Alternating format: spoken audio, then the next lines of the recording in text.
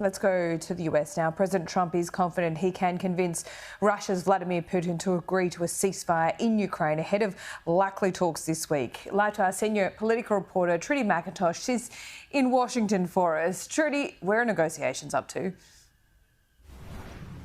Well, Laura, at this stage, Russia's still yet to actually formally agree to a ceasefire, and there's a lot of scepticism in Europe that even if they do, that Putin will be genuine in his commitments.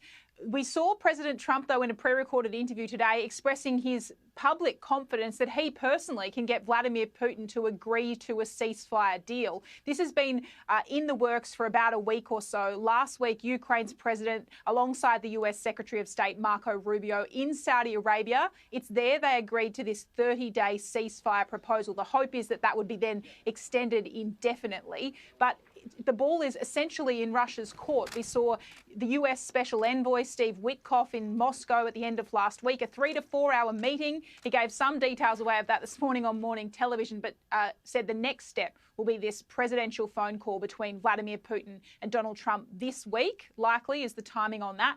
Ahead of the phone call, Donald Trump, crystal clear he believes he can do a deal, but he was asked about that campaign commitment where he said he'd end the war in 1 day. He says essentially it was just rhetoric. Have a look. Well, I was being a little bit sarcastic when I said that. What I really mean is I'd like to get it settled, and I think I'll be successful.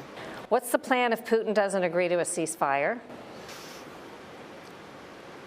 Bad news for this world because so many people are dying. But I think he's going to agree. I really do. I think I know him pretty well, and I think he's going to agree. And on the issue that that's really been dominating domestic politics, global politics really, is the tariffs. Trump's cabinet secretaries now trying to downplay the impact it's having on the markets. Yeah, we saw trillions of dollars wiped off the US stock market in the space of the last week or so, Laura.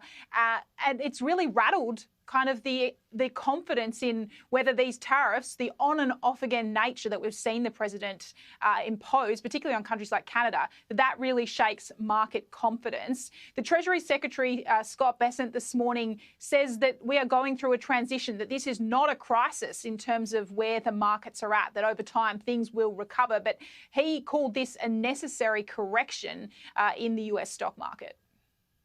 I've been in the investment business for 35 years, and I can tell you that corrections are healthy, they're normal, that one week does not the market make.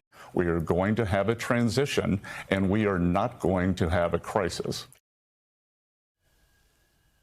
Donald Trump has believed in tariffs for many decades and he's pressing ahead with them. We've also seen a snapshot today of what voters think about Donald Trump's start of his second term in office, and he's at an all-time high in terms of the NBC approval rating. He's hit 47% approval, 51% disapproval in this poll. Now, while that's not a majority, it's previously the highest level that he's received when he was in his first term, so an equal high there in his approval. But as for that mark on how the economy is faring, what do voters think of President Trump's handling of the economy? The stock market boomed in the first Trump term, not so much this time around. Well, 54% saying they disapprove of his handling of the economy. That's the first time he hasn't had a majority on that indicator in that poll. So it shows you, Laura, a level of hesitation amongst voters as to how these tariffs are actually impacting the market. Yeah, I think that is going to be happening for quite some time as well. He seems hell-bent on imposing them and getting an outcome that's not entirely clear. Trudy, thanks so much. We'll check in with you soon.